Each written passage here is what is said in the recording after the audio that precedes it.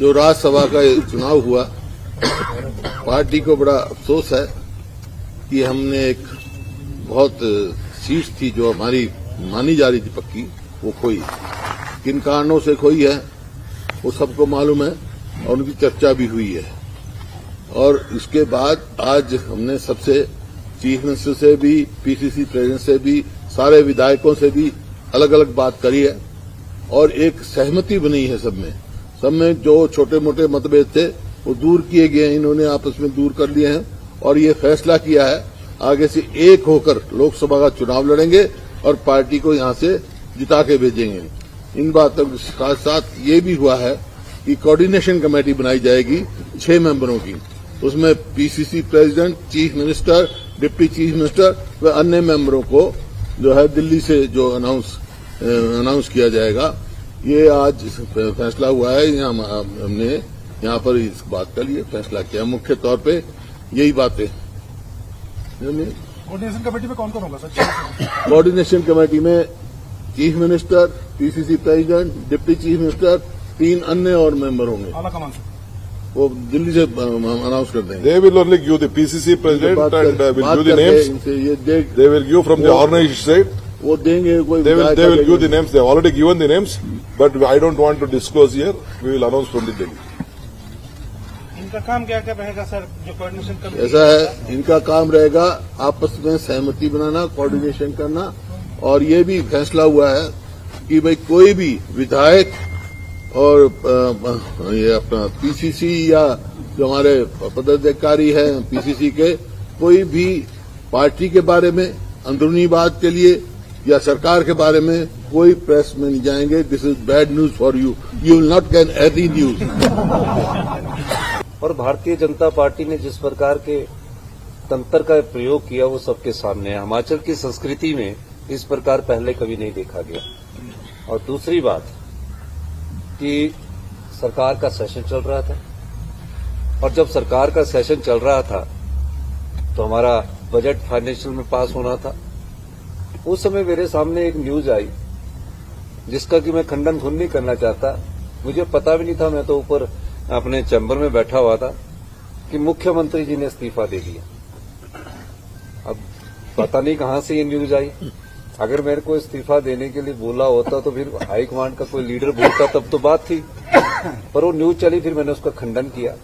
वो एक षड्यंत्र के तहत न्यूज चल रही थी ताकि जब हमारा फाइनेंशियल वोटिंग हो उस समय हमारे संख्या कम हो जाए। मैं एक चीज पूछना चाहता हूं, भारतीय जनता पार्टी किस मेजॉरिटी की बात कर रही है? 25 उनके विधायक हैं। राज्यसभा में व्हिप लागू नहीं होता जिन 6 विधायकों ने वोट क्रॉस किया। 3 आजाद विधायक बीजेपी की विचारधारा से आते हैं, उन्होंने उनको वोट डालना तो हमें पता था।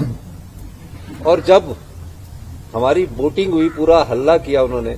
पहले तो मार्शल को गले से पकड़ा, किसी न किसी तरह सत्ता की भूख उनको लड़ाई और झगड़े करने पर उतारू थी।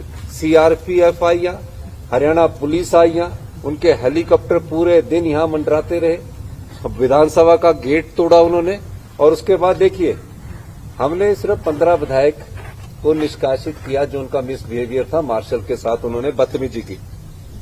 फिर उसके बाद स्पीकर का फैसला था, हमने रेजोल्यूशन मूव किया, स्पीकर ने स्वीकार किया। उसके बाद जो 9 विधायक थे, जिसमें 6 कांग्रेस के बागी विधायक थे और 3 थे, उनको तो किसी ने निष्कासित नहीं किया गया। उनको तो अंदर बैठ के विरोध करना चाहिए था। और उन 6 विधायक तो अभी उनके खिलाफ डिस्क्वालिफिकेशन भी नहीं हुई थी, वो अंदर आ जाते तो डिस्क्वालिफिकेशन से भी बच जाते। वो क्यों नहीं आए? उनको डर था, क्योंकि वो चुरा कर विधायक लेकर अभी भी हरियाणा में ठहरे हुए। हिमाचल की जनता को ये विधायक नहीं फेस कर पाएंगे, ये मैं आज आपको कहना चाहता हूं। हमने ईमानदारी से सरकार चलाई है। हमने लोगों की समस्याओं का जब से निपटारा करना शुरू किया है, ये लोग किसी न किसी राजनीतिक षड्यंत्र से कांग्रेस की सरकार को गिराने का दायित्व कर रहे हैं। मैं आज फिर भी कहता हूं, हम निश्चित तौर पर हमारी सरकार हिमाचल प्रदेश में और 5 साल हम हिमाचल प्रदेश में हमारी सरकार चलेगी। आप लोगों की सरकार है, जनता की सरकार है ये, इसमें हम कोई दूसरी बात नहीं कहना चाहते। और मैं ये भारतीय जनता पार्टी के नेताओं को कहना चाहता हूं कि जिस प्रकार की ओछी राजनीति का परिचय वो दे रहे हैं, ना मेजॉरिटी है ना वो कुछ है, वो सरकार गिराने की कोशिश कर रही है। उस प्रकार का जनता जवाब देगी। विधायक तो चले गए, जनता के वोट से जो विधायक चुनकर आता है और उसके बाद बिक जाता है, तो जनता की उस क्षेत्र की जनता उनका फैसला आने वाले समय में जरूर करेगी। हुड्डा साहब, मेरा सवाल रह गया, आप यहाँ आके बातचीत करने विधायकों से, तो जो 6 विधायक है उनसे संपर्क हुआ था आपका? मैं एक बात सर, 6 विधायक हमारे गलती की है, भाई है, जो हरियाणा में बैठे हैं सर, जो अगर गलती की है हमारे छोटे भाई है, कुछ बड़ा भी होगा कोई, लेकिन मैं ये कहता हूं कि गलती भी माफ की जा सकती है। आप अगर आना चाहते हैं कांग्रेस की विचारधारा से, आपका हमेशा स्वागत है। मैंने इस बारे में मैं तो चाहूंगा, पर उनके तो टेलीफोन भी नहीं लिए जा रहे, पता ही नहीं लग रहा कि कहाँ है। उनके टेलीफोन नहीं लिए गए, उनके हमारे उनकी पत्नियां देखिए, उसमें से 2 विधायक की वाइफ्स मेरे घर में आए, मुझसे मिले। आपको नहीं लगता